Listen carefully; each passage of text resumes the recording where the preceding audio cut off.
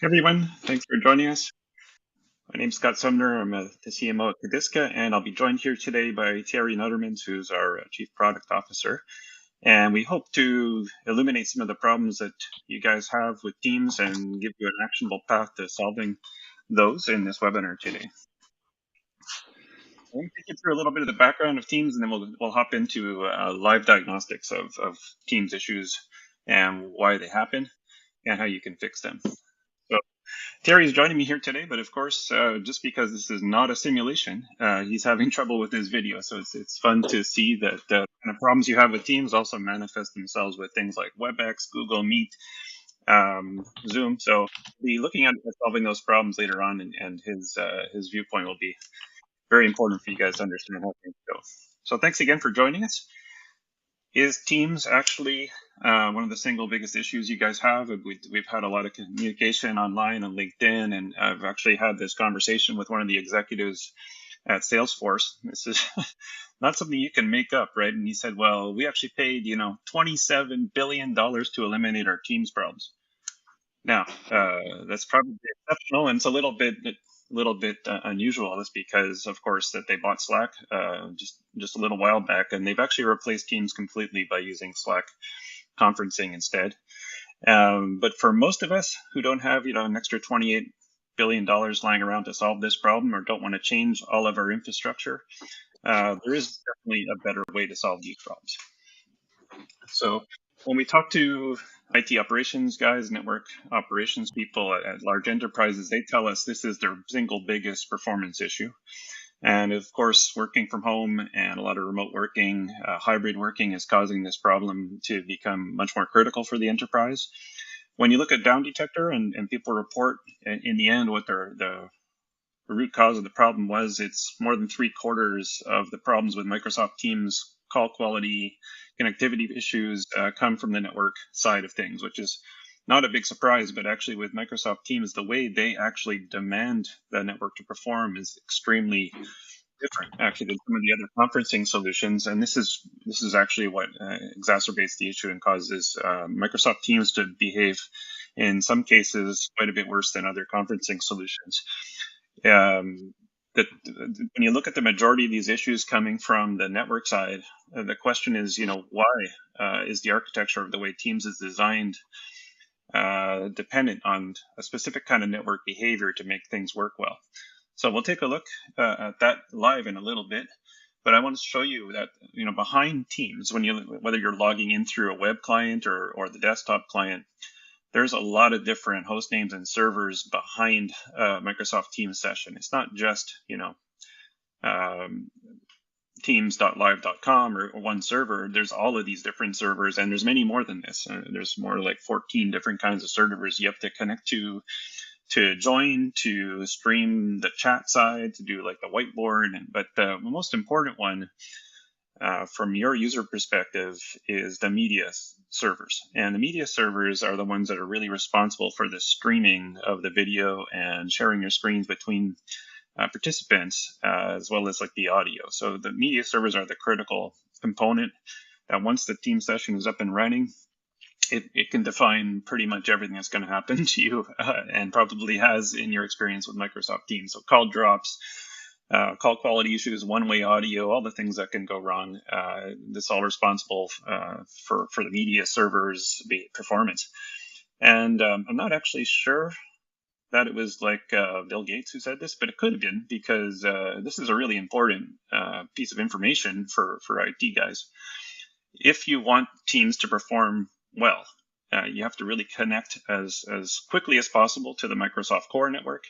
And the round trip latency here between yourself and these media servers needs to be 100 milliseconds or less, or basically, as Bill is saying here, the Teams calls are going to suck. There's a lot of reasons why this latency causes an issue, but it's something you see quite often, and it's particularly acute in Microsoft Teams connectivity. And that's because the Microsoft media server architecture is different than you get on other conferencing solutions. They have media servers all over the world.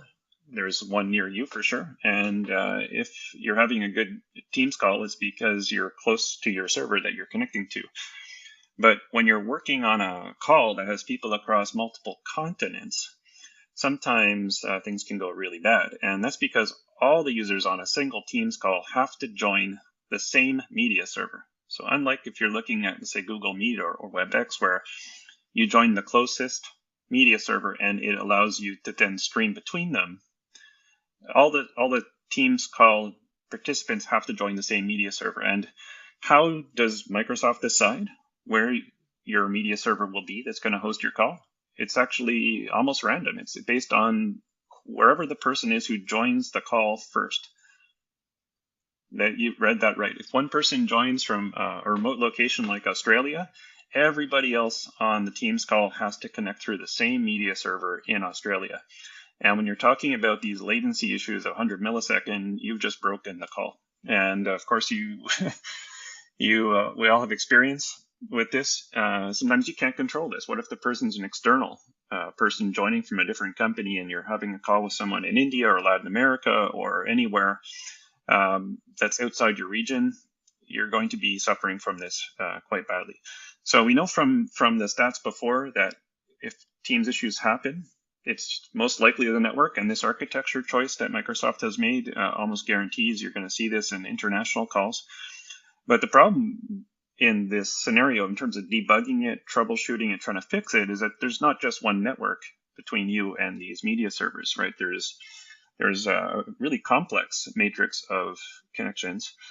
When you look at people working from home, right now, Gartner just reported a couple of weeks ago that 58% of employees are predominantly working from home in jobs that support that. Very highly distributed sites. So if you're at a retail location or manufacturing site or headquarters, all over the place, and you have a lot of different connections that are now brokered through things like SASE or Cloud Access Service Broker, the CASB, VPNs, there's SD-WANs, there's cloud networks out there, there's private connections, and there's CDN streaming traffic as well. So you end up in a situation where this hybrid connectivity matrix is very difficult to understand exactly where the problems that can cause long latency originate from. So that's what Kadiska does, and we'll show you that in a few seconds. Set up test stations around the world that are managed by us, and anyone can use those to test out connectivity from all the main ISPs and countries in the world. And also you can test from your own sites by spinning up just a simple container-based tracer station. And from there, you can understand the absolute route between yourself and the Teams server or any other SaaS or web-based application. And you can see all the different service providers in between you and the Teams server, and also which one is breaking the call. And you'd be surprised how you get redirected all over the place, depending on your ISP or your providers or your SD-WAN's configuration. So this is what we're going to take a look at, and I'm going to pass this on to Thierry and basically look at how to find problems with Teams and how to fix it using our application. Thanks, Thierry, your connection is coming back. I hope so. Thanks, and hi everyone. Sorry for this technical issue. I won't speak about Murphy's Law, today. I will try to give it a sense of what we can do in just 10 minutes. So as a short wrap of what Scott explained before showing you live, there are really two really important things you want to monitor when dealing with Microsoft Teams connectivity performance. So first, you want to monitor the network latency between the users and all the media servers they may connect to, as you should remain below 100 milliseconds. Okay, this is the recommendation of Microsoft. And next, to achieve this, Microsoft recommends to connect as quickly as possible to its backbone, which is optimized to transport streaming traffic. So this is another aspect you want to measure and understand. How do your users connect to the Microsoft backbone through the local operator?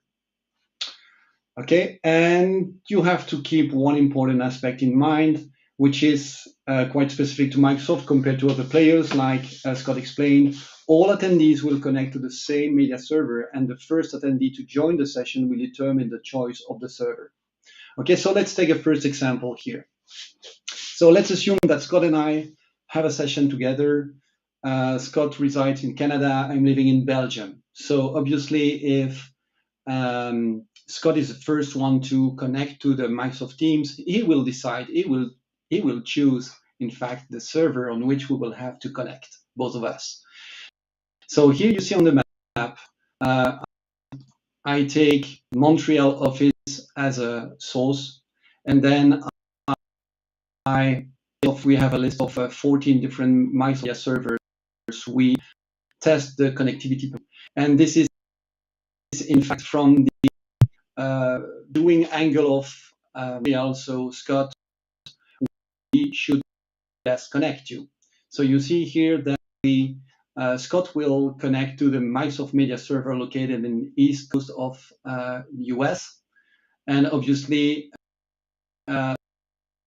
attend a session which was initiated by someone in South Africa. You can imagine that it could experience a very bad performance because here you see the round trip, which is 270 milliseconds, which is far beyond the recommended maximum value provided by Microsoft. So when you do the local media server located in the US, trip time is 31 milliseconds, which is quite good. But what about me then? So here I change my view and I can use the site in Belgium. So let's focus now on Belgium to see. And you see I connect to Microsoft Media servers located in Europe. But if I connect, if I have to attend a session together with Scott, this is what would happen here. You see that the round trip time is 101 milliseconds, which is not so bad, I would say. This is quite the limit, which is approved by Microsoft, I would say. But it's not so bad because the traffic will have to cross the ocean, obviously. And I can understand why it's not so bad by simply selecting here the media server from the US and then go to the past performance, which is here the way we automatically with Kadiska can identify all the network paths from my here in Liège up to the Microsoft server located in the US. And what you can see here is that I'm personally connected to my local provider, which is Proximus in my case. And you see that Proximus immediately appears with the Microsoft backbone. And it appears directly in Belgium. So if I highlight the delays, you see that most of the delay here, which is when obviously the traffic has to cross the ocean. But I'm already within the Microsoft backbone, which is again optimized to transport streaming media, streaming traffic. Okay. So this is why even if we have to communicate together, Scott and I, we should experience a quite good performance, a quite good experience, even if my traffic has to cross the ocean, thanks to the fact that I'm connected to a quite performance, I would say, local operator. But it's not always the case. So let's take another example. Let's take an example of which is located in Argentina. So instead of focusing attention on Belgium, I will focus my attention on Argentina. Here, all the Microsoft Media servers to where I should connect. Microsoft Media servers, I select all 14, and here you go. So from Argentina, I should connect really to the local, to the closest Microsoft Media server, which is located in Brazil in this case. But you can see that even if it's the closest, the network latency is quite already. I have a network latency of 57 milliseconds. Okay, so I could see why I have such a high latency even if I'm connecting to the closest Microsoft Media server. So again, by just selecting going to the past performance, again, I can identify, analyze all the network paths between the source and the destination. And what I hear is that in fact, from Argentina, I'm connected to the local provider, which is level 3 in my case. And the traffic goes to two different autonomous systems from the same level 3 communication operator. So you see that I'm within the autonomous system 3549. and then I go to the autonomous system 3356 from the same operator before finally reaching the Microsoft, the recommendation again of Microsoft. And for the delay is rated within level 3 backbone. So as a conclusion, as an organization, let's assume that I have a lot of users using Microsoft Teams from Argentina. I would potentially choose another operator instead of level 3. This would be my conclusion in this case, one potential conclusion. So that I should choose an operator that will really connect me as quick as possible to the Microsoft backbone to minimize the network latency impact it will have. The very last thing I want to show you is how you can also use the Kadiska Watcher technology in a context of network connectivity performance monitoring. So the Watcher provides performance metrics directly from the user's browser, and the experience of users when dealing with Microsoft Teams does not start when being in a session. It starts by joining a session already, which involves performing API calls that we are able to identify and analyze from a performance standpoint. So for that, let's have a look. So here we'll check requests. So I will take a little more data. I will not in August. I will focus on my PC is performing enough application. I will mention of Microsoft Teams again, but this from a user watcher standpoint. MS Teams. Okay, I focus my Microsoft Teams. I will here focus attention on one important event during a session, which is joining a session. So in this case, I will focus only my attention on when a Microsoft session. And this is what happened. Okay. So details, we do not have time for that, but what we do is how easy it is for CAT to get all the users that are joining Microsoft Teams sessions independently of the location. You see remote users connecting from home typically. You see on which local operator they are connected and with which performance, and also all the applications related performance. You can split by country if you want to see where they are located and have again the performance metrics per country. And you can also immediately identify the users that are connecting to Microsoft sessions from on-site, from corporate sites. And you see here immediately that, okay, one user was impacted by degradation due to network connectivity. So you see the yellow part has to do with how much it takes for my browser to set up a connection to the Microsoft application platform. And you see that I had a very bad experience from a network setup point of view when connecting from my Proximus network. So ideally, I would like to quickly identify who was impacted.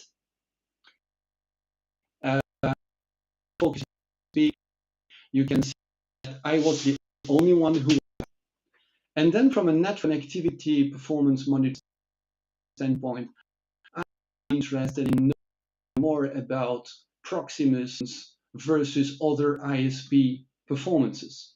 So here, I go to simply to my network dashboard, get rid of some filters to see ISP as such, and you see here all the evolution over time of the performance of my local ISP Proximus from a DNS resolution time point of view, a connectivity point of view, and handshake point of view as well. So that I can immediately mark the proxies that are also used. And I can here immediately that are connected to Proximus to see whether there are some part of the country that are more impacted by degradation.